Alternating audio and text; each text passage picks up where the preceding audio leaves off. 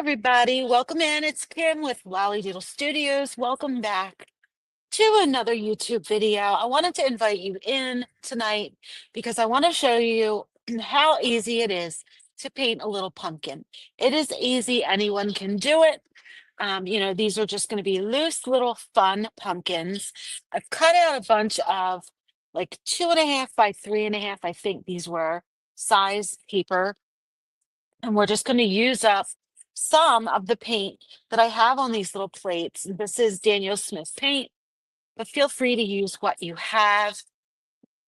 So I am just going to add a little bit of water over here and just get this going while we chat. And I just wanted to let you know that today's video is part of a playlist with a common canvas. So Jeannie's palette is hosting, along with, her name just went right out of my brain. Oh, Teresa. I'll put it at the beginning. Hold on. What is this?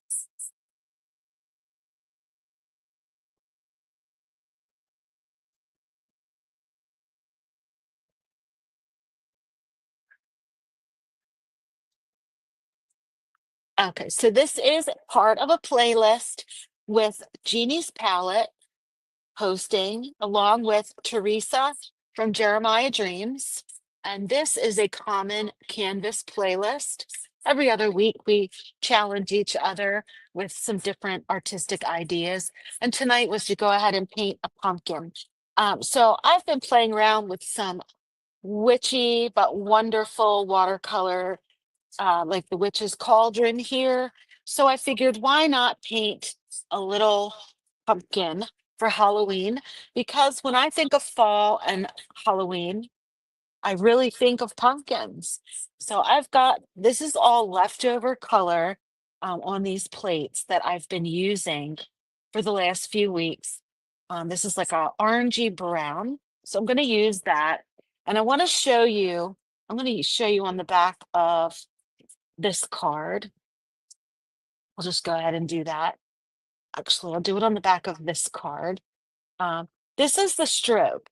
So it's called a comma stroke. If you put your brush down on the paper with the tip, press down, and you press hard, pull it back towards yourself and lift up, you'll get what looks like a comma. I know that's very light. Hopefully you can see it. But I'll get some pink on there. If you push off to a side, pull back and lift, you make almost what looks like a comma or a parenthesis stroke. So just practice that stroke and it'll be so easy to make a pumpkin, but I'll show you here.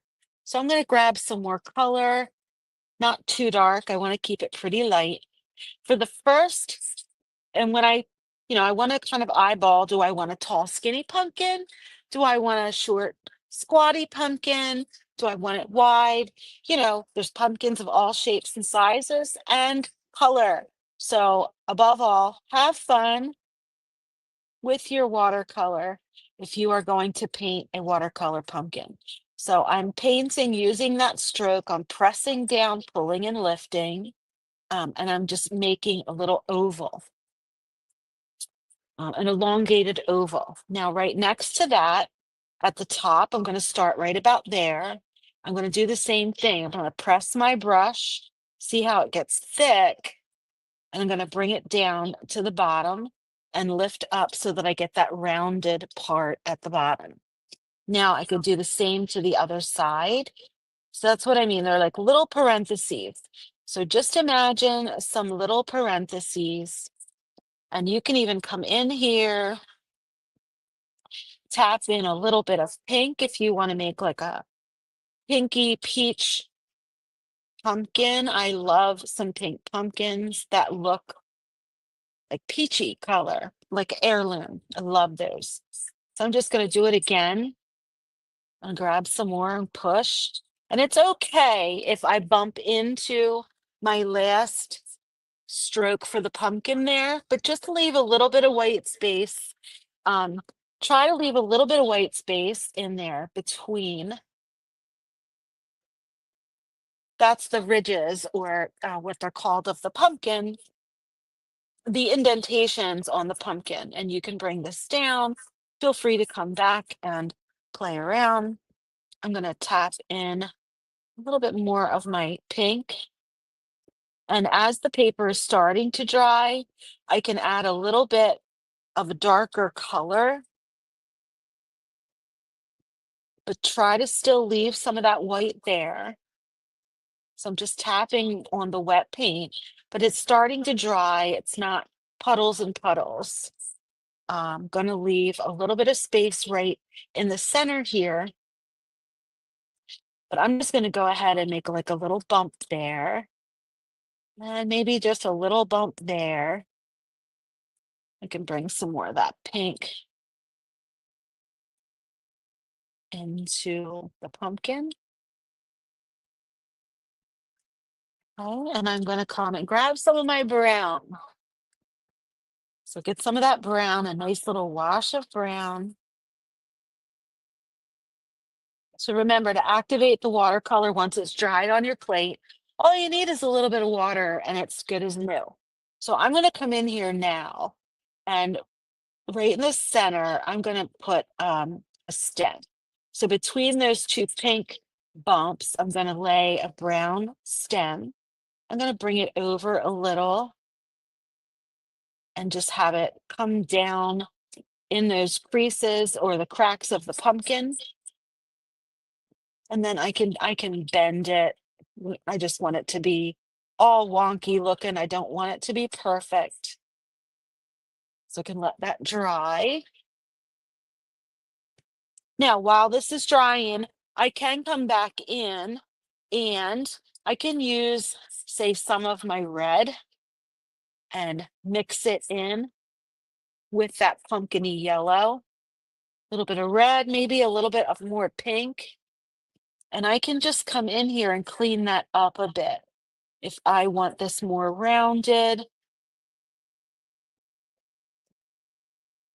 I can add more definition this way. Wherever there would be a shadow, but we just want to leave some of that white space because that's what's going to give you that highlight. Now, if we lose all of the white space, just let it dry a little bit. You can come back and put more color. See, like right there, just leave it be. It's still a bit wet, but I can keep coming back and darkening a shadow until I'm happy with it. And right in here, I don't like the way that that looks. So I'm just going to use some fresh water and just kind of pull some of that color down. Now remember, if I don't like the way something looks, I can wet my brush and just come back in with some clear water and blend more. Okay. And I'm not loving those bright pink bumps at the top. So I'll just grab a little bit of my water and pull some of that brown, and it will come up into that, right? I can just make that look good.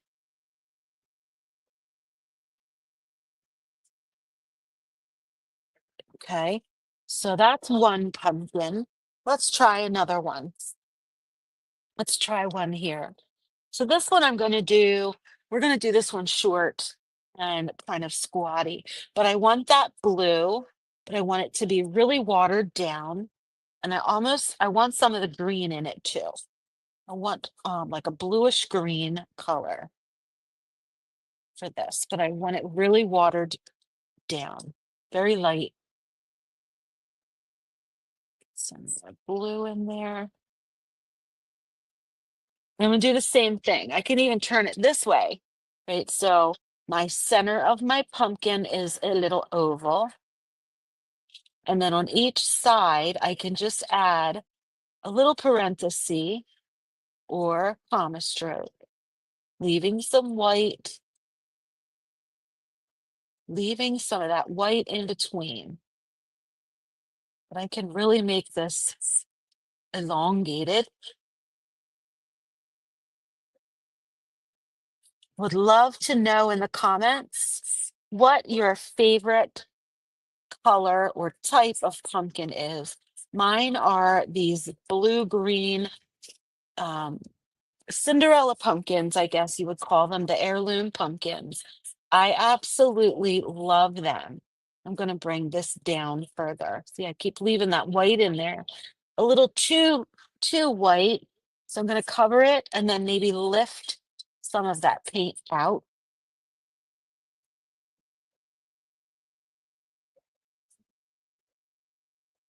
As long as I'm coming from my center out, I can just keep making that pumpkin.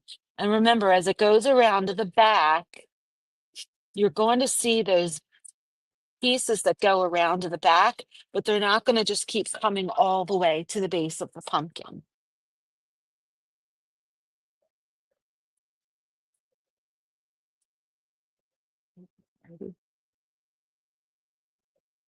So leave that way, but you can see that really well.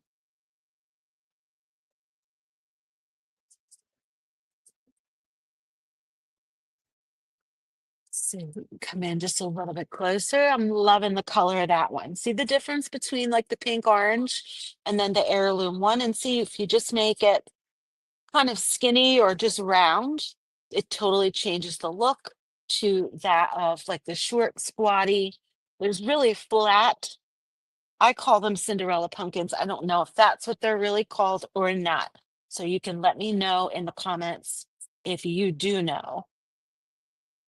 Same here. I'm going to come in and I'm going to do, I want to put my stem in, and I want my stem to sort of come into those areas where I've left a white spot for the uh what are they called? The part of the pumpkin, the little creases of the pumpkin. I like that when you see that brown in there. This one I'm just going to really make long and straggly. And we'll do another piece over here. I'm just using the tip of my brush. We're just using the tip of that brush and just kind of letting it wiggle back and forth. So it's okay if you've had a little too much coffee. You want that wiggly back and forth imperfection of the pumpkin stem. Let me grab a sip of my coffee. It's a little wet while I'm just going to grab a little bit of a darker, I'm going to grab some of the darker, more pigmented brown, drop that in the base of that stem and to one side.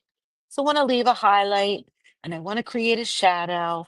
I can also come in here and add a little bit of that green to the stem, because before they're cut and dry out, they are green or have a green tint to them. And then below that, I'm just going to use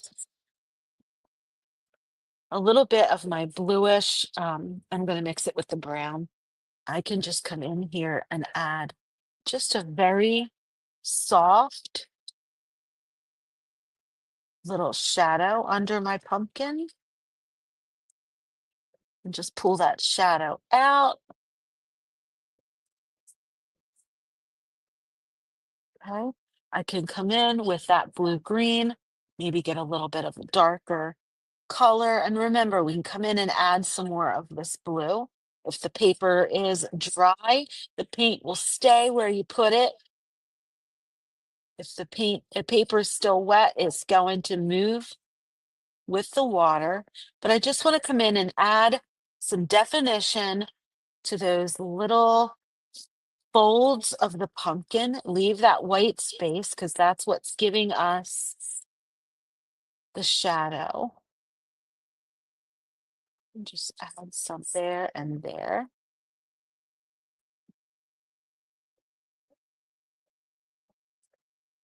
Now back here, it can get a little bit darker at the base because you imagine there's a little bit more of a shadow there.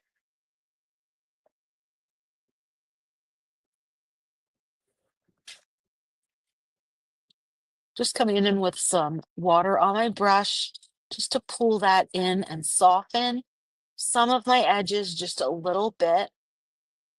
Again, I'm just softening a little bit. I don't want everything to blend completely together. I want to leave some highlight and some shadow. Right, so there's two easy pumpkins. I do believe anyone can paint. All you need to know is how to do that comma stroke and make parentheses or commas. Easy little pumpkins, vary your size, vary your shape, vary your color. And you can make hundreds of these. If you do make them, I would love to see them. Don't forget to go watch all of the other videos in the playlist today.